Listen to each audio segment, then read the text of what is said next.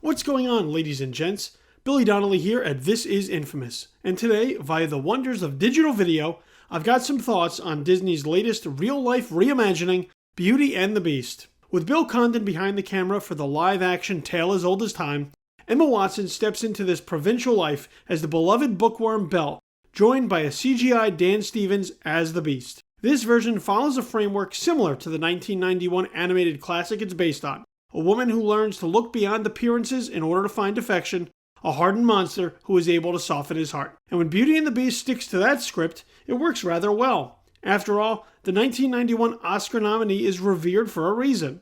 However, Condon's version has a mind of its own, wanting to add on deeper character motivations and hoping to answer long-standing questions that existed from the prior film's layout. And while you can't fault a remake for trying to put its own spin on the familiar, you can fault it when those new directions just don't work.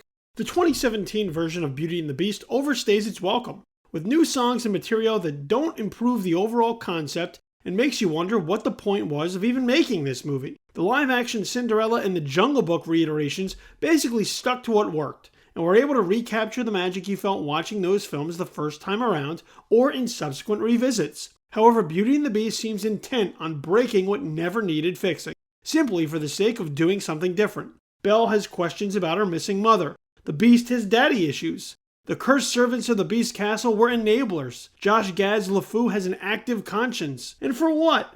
Because the only thing all of this additional pop psychology manages to create is a bloated film. That 1991 film is simple, it's streamlined, it's breezy, and yet it paints an entire world that we were able to grasp, understand, accept, and live in for 84 minutes. With very little questions asked. This Beauty and the Beast, at almost 2 hours though, seems to suffer from overthinking, insisting on us knowing more and explaining everything away to the point of exhaustion, even if we never asked for it and were perfectly content with what we'd had before. There are moments when Beauty and the Beast does come alive though. The musical numbers are well orchestrated, and at least when it comes to the songs from the original, they're fun to see approached again. Bonjour and Gaston are among the highlights of the film. However, the latter's placement swap with Be Our Guest leaves that particular showstopper feeling flat this time around. A damn shame, given where the Cabaret of Belle's Dinner ranks in the pantheon of Disney songs.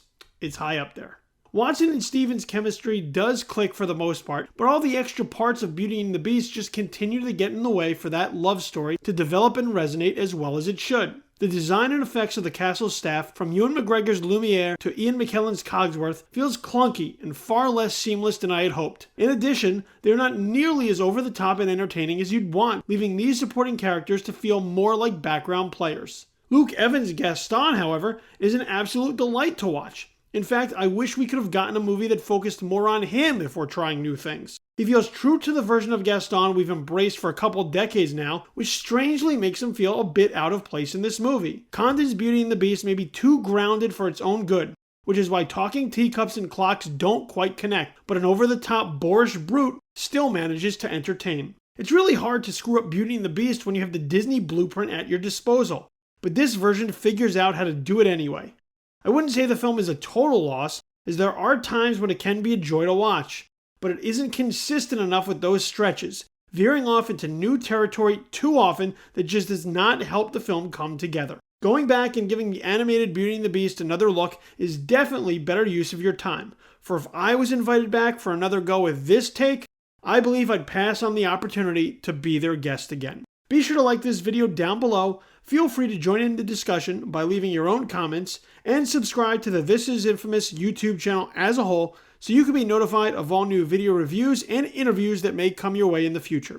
That way, you never miss a bit of content from us.